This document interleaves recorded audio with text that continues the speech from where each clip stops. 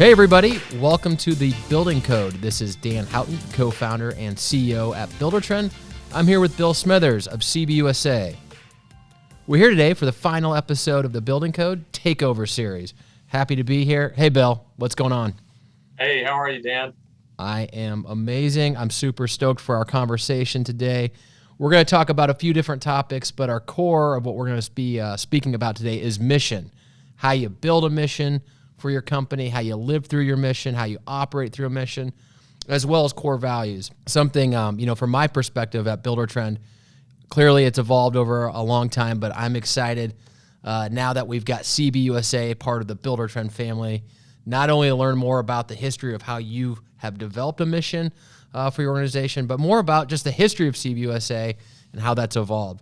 So let's jump into it. I've got a few questions for you today, and we can take left turns and right turns as we have this conversation. But as you think about how your business has evolved, over the last 15 plus years, describe, in any way possible how you've thought about a mission for your business, and why I think this is really important. If you think about our listeners, is a lot of them are small to medium-sized businesses, and in some ways, a lot of those folks don't have a mission for their business. And so I'd love to think about how it's evolved from when you went from, a few employees to, your team today. So how have you thought about mission for your organization over the last, 15 years? Great. Thanks, Dan. And I think as you know, and you all have seen, businesses, their missions evolve over time, but kind of the core elements of any mission really tend to stay the same. So for us, it's always been about who we are and what we value, and we think about what our role is in the marketplace and in serving the companies that we serve, because we work with builders, vendors, and manufacturers, as well as working with our team. But for us, creating a mission is about trying to find something that's really simple, really easy to understand, and epitomizes why we exist in the marketplace. Got it. So have you actually created a mission statement, or do you live off kind of, a cloud of words, in some ways that, it's kind of an elevator pitch that evolves? Yeah, that's a good question. We have had numerous mission statements. But as I was saying earlier, it's the same thing that we're going after, the same thing that we believe drives our company. I mean, our current mission statement is that we empower independent builders to maximize their business success. And that covers the waterfront in a lot of different areas, because people look at us and say, we're a buying group. So, is that different than being good in business? And our belief is that good businesses buy better in the marketplace. So when we are focused on the things that we work with our team on and others in the marketplace, it's really driving after these elements of how we do what we do better, more efficiently, being more effective. And that positions us for being the customers of choice in the marketplace. And ultimately, when we're using the tools that we have for our group, that allows us to buy better. Makes sense. So when you developed that mission, was it something that you asked your team about? Was it something you brought in a third party? Who was responsible in your organization for coming up with, for the statement? And I asked this question because I've been there, with a company with just a handful of employees, and I've been there with a company with, 800 plus employees. And sometimes I have always struggled like the first move, right? The first step to develop something is usually the hardest. How did you guys take the first step in developing the mission statement? We've as I said, it's something that's evolved over time. I see with y'all's mission statement to change the way the world builds. Sounds grandiose, but in many respects, that's exactly what we do. We've always been of the belief that the companies that we work with, they are builders, but they are business owners. They run their own profit centers. They run their own companies. It serves their business interests, their family's interests, their community's interests. So they're really powerful businesses, just happen to be in the building industry. So as we've worked to develop the mission statement, and to answer your question, I mean, a lot of people have contributed to this, but when we are talking with builders for the first time and they want to know who we are and what we do, and why there's an opportunity for them, when we can really zero into the fact that yes, we do help you buy better, but more importantly, we believe that we help you through our community, through the tools that we provide. We give you the opportunity to really run your business better, and that's a key for us, because business owners, particularly small business owners, can just get siloed within their own list of priorities. And having the ability to look outside of your business and, in effect, to be able to work on your business, not just in your business, provides all kinds of value for folks. So many of the things that we provide to them, we say, look, we've got predictable results with the tools that we provide you, but we want you to be able to see that the big value in CBUSA is it helps your whole business, and helps you do what you do better, which is such an awesome tie-in to what we believe we will be doing with Buildertrend. Yep. No, I 100% agree, and obviously, it's interesting. You mentioned our mission as this kind of dramatic statement about changing the way the world builds.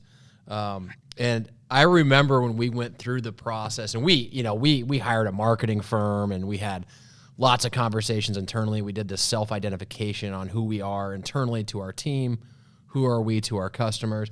And I had that similar gut reaction that you said, is this just seems maybe too big. But if you really take a step back and you think about what you're trying to accomplish as an organization, for us, we do big things. We have over 24,000 customers globally. That's a lot of people.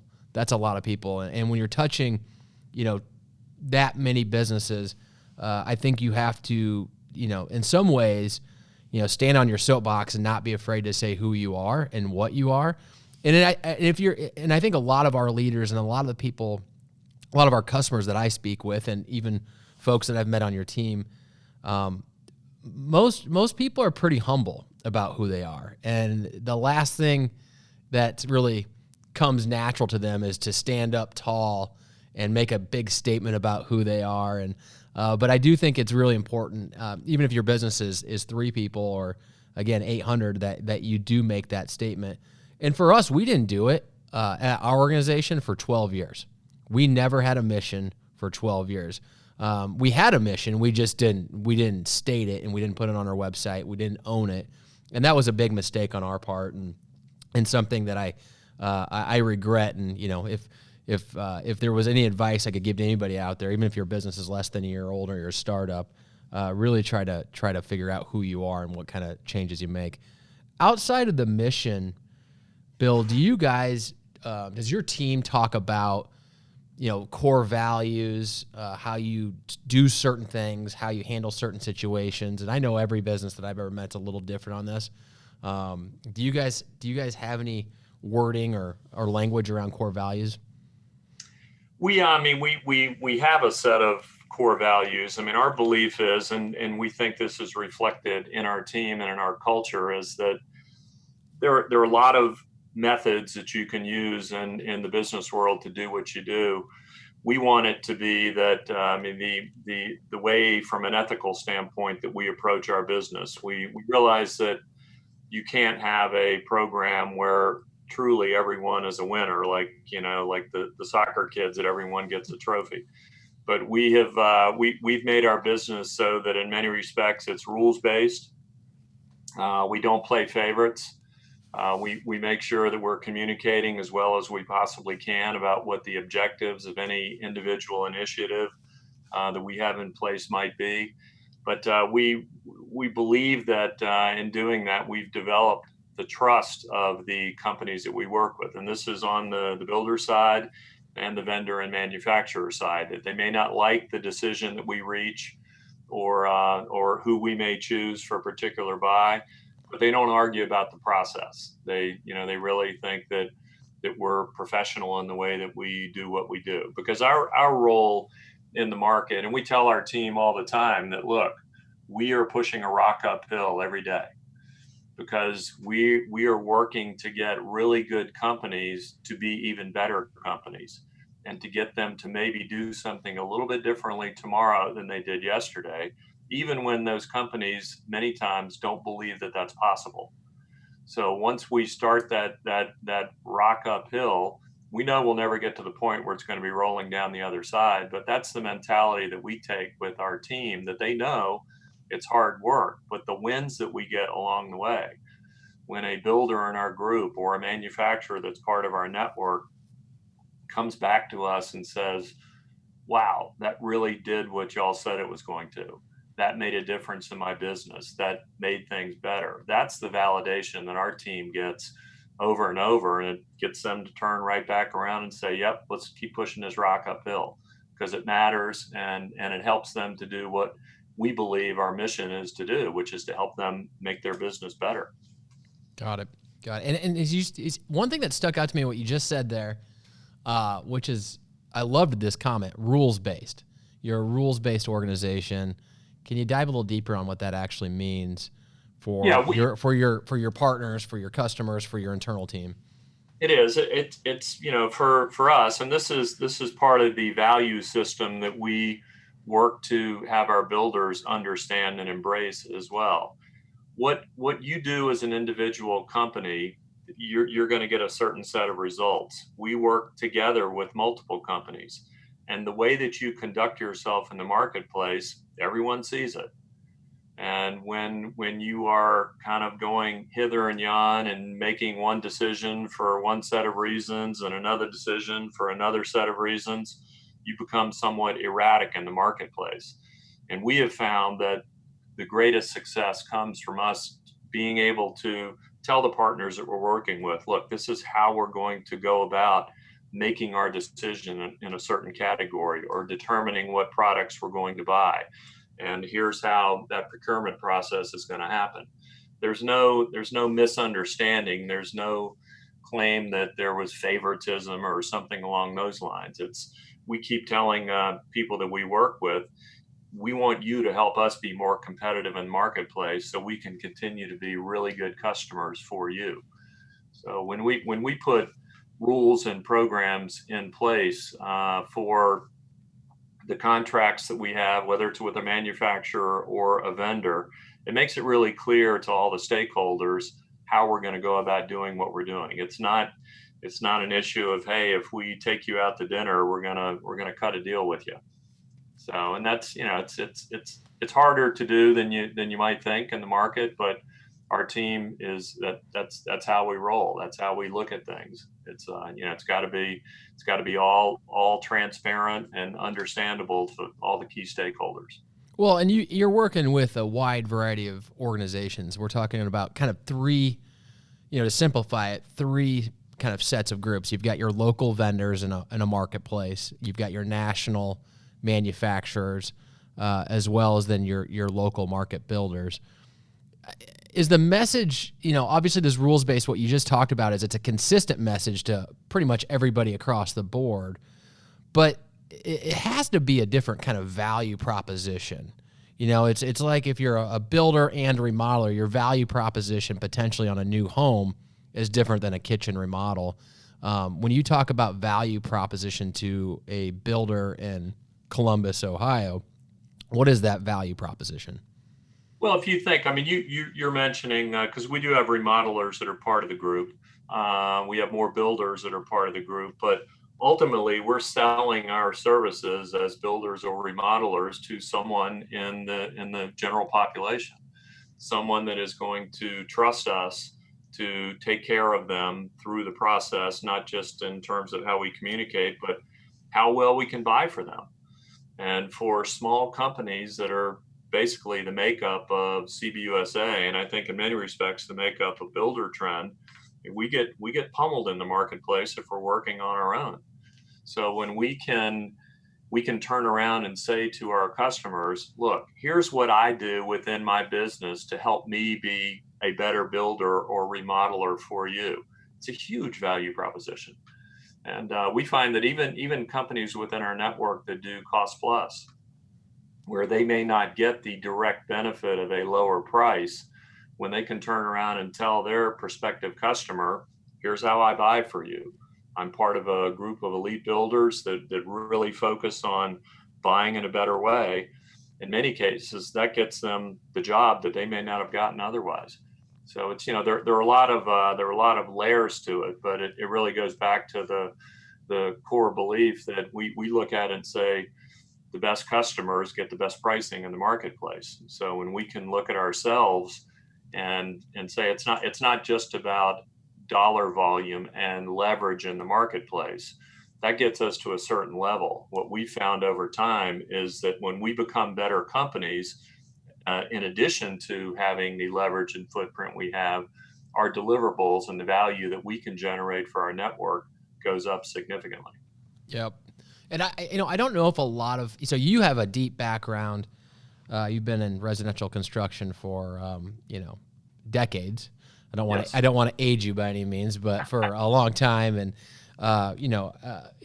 was a division, you were a division president of one of the largest production homes in the United States at an early age in your career. And I don't think if you're newer to this industry or you never worked for a production builder, I'm not quite sure a lot of the smaller to medium-sized contractors out there understand the difference between the buying power of, call it the top 50 home builders in the United States versus everyone else. And I'll double down on this. What a lot of people also don't understand is the top 50 builders in the United States build about 35% of the market share as well. So their buying power is pretty impressive. Can you just touch on that? So if I was new to the industry, if I just walk into my local vendor, what the difference is between me versus maybe someone that's building 1,000 homes a year? Sure. And this kind of goes back to what CBUSA or why CBUSA was founded. As you said, I was with a top 5 national builder. I was a division president. The operation that I ran did 500-600 houses a year, but nationally we were huge. So the way that we were able to buy in the marketplace there was a lot of buying power there. When I left that operation to go start my own custom building company, certainly I had legacy deals that would spill over for a little while, but very quickly I realized how poorly I was able to buy in the marketplace as a builder that was doing 15 houses a year. And that was why we, with our local group, our HBA, had created, and we called it our buying co-op.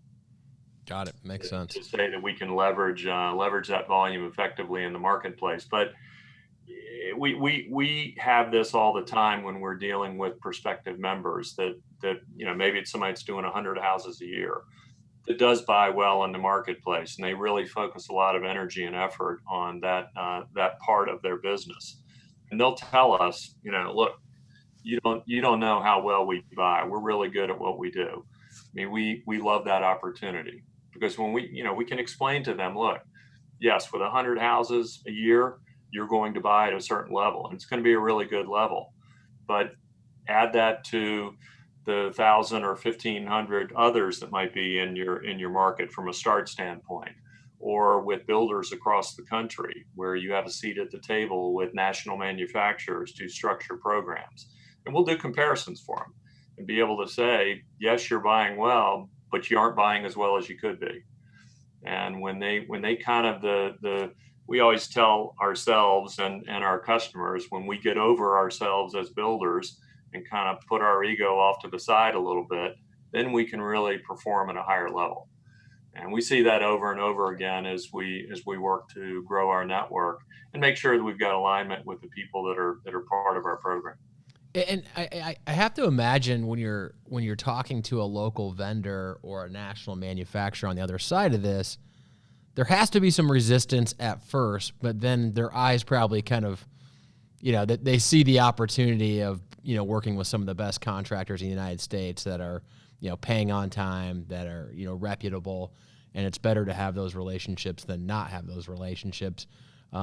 What do you find? I'm just curious, as your business partner and someone that works with you, what is harder? Is it getting the attention of the builder to say, hey, take a step out of your business, realize what the opportunity is for you with a program like this? Or is it more challenging to talk to a local vendor or national manufacturer about what this opportunity is? Yes, but when we're talking with folks on either side, we do use data, and I know Buildertrend uses data quite well, which is one of the great things we're excited about, is all your use of data.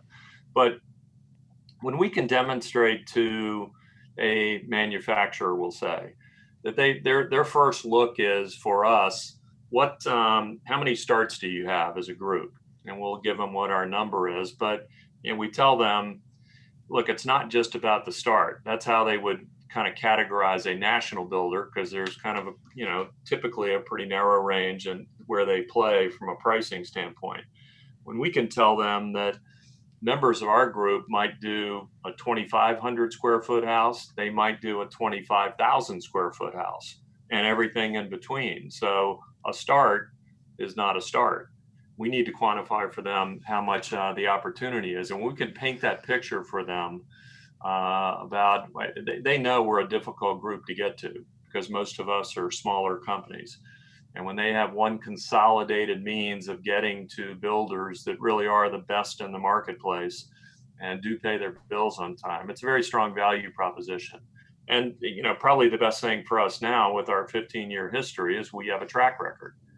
And we lean heavily on that track record. They say, I'd like to talk to some other vendors or manufacturers that that have worked with your program. We got a long list we can send to them. It really helps us. Okay. And that, that's, it's kind of, I've gone off a little track here, but it's asking someone what their mission is, what the business mission is for an organization, but then following up, you're making businesses better. Simple as that, right? And you're saving them time. You're giving them more opportunity. You're giving them more buying power. And then on the flip side of that, you're giving opportunity to the national manufacturers and local vendors to work with some of the best contractors in the world. So that mission seems to work across the board, right? Yeah, consolidated manner. So as I said, we can't say that it's win-win all times for all transactions we do, but it's a clean way of doing business, and we bring a lot of transparency to that process. So that's that for the folks that we work with, that's really powerful. We do develop long-term relationships, but all of those companies, at least on the sell side, the vendors and manufacturers, understand that our focus is to help make our builders more competitive. We're going to return really, really solid results to them if they support us in that effort. And when you got the track record to show that that's actually what happens, they start believing that it's business in a better way, which goes back to our mission, that we're all about making sure that we can maximize the business success of the companies that we work for. Well, it's fun to hear this. We didn't get, through our acquisition of Co-Construct, you guys joined the Co-Construct team late last year, and I've said this, a handful of times privately, but never really publicly. We've been so excited about this acquisition with Co-Construct, and CBUSA in many ways was this cherry on top of the acquisition. And as we think about your mission of making, maximizing, their business and their opportunity, their buying power, you combine that with the Buildertrend mission of changing the way the world builds. I think we've got a unique opportunity to do both in a spectacular fashion, which is super exciting. And so, I think, it's going to be interesting for our organizations to see how we can serve a broader customer base, and to see how our mission will evolve and our core values will evolve. And, as you think about core values, one of the things we talk about, we simplify them pretty quickly. It's about team, which is our internal staff, making sure we give them the best opportunity possible. If you don't treat your people with great respect and you don't make them a high priority, you're not going to have a great team. It's about your widget. So we build software, which is our product. Many of our customers are building homes, remodeling kitchens, doing amazing projects, outdoor living projects. So it's about the quality of your work. Without your quality of your work, you don't get paid. And at the end of the day, that's your customers, right? And so it's unique how they all work together, whether you're, a software company, a group purchasing organization, or if you're one of our customers, I tend to believe those three things kind of fall in line for everybody, for all businesses out there. And so, and if you look at the alignment that we have, I mean, we've been together for what, 2 months now, and the work groups that we have had, I mean, it's unbelievable how well aligned what we're thinking about and working on is in alignment with what your team is working on. And our biggest challenge at this point is figuring out which of these awesome opportunities we think we have together we want to focus on first, which we're starting to do. But superior market intelligence, speed to market, the ability to have true integration, which has been just this elusive target for so many people in the building industry for so many years. And I think we are positioned to actually deliver that at scale to a lot of companies across the country and ultimately around the world. Yeah, no, I think our feeling is the exact same as you think about the mission of what we want to accomplish, how we're going to make our customers stronger, give them more opportunity, using data insights for both our customers as well as the national manufacturers and local vendors. It's going to be an incredible opportunity, and it's literally changing the way the world builds, is right in front of us, and we couldn't be more excited about the CBUSA team being part of the Buildertrend family. And so more than anything else, we are thankful for this conversation. We're thankful for Bill's leadership, not only at CBUSA, but really in the industry. He's been driving change in the industry for the last couple decades, and that means a lot. So thank you again, Bill, for joining us.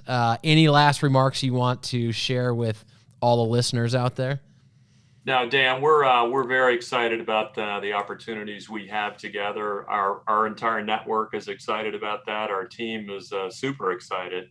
So I think the things that we're going to be able to do together over the next couple of years are really going to be complete game changers. So we're excited to be on that track and starting to get that work done. Fantastic. Good stuff. Okay, everyone, that's all the time we have for this episode. Want to thank Bill Smithers so much for his time and the feedback he gave us on today's topic of mission and building a great company. Hope you enjoyed our discussion about mission and are leaving with some great takeaways. Thank you so much for being here, Bill. I appreciate it. Thank you, Dan. Great. That's it for this episode of The Building Code. Be sure to tune in next week for more great content. And don't forget to subscribe on iTunes or wherever you listen to podcasts. Thanks, everybody.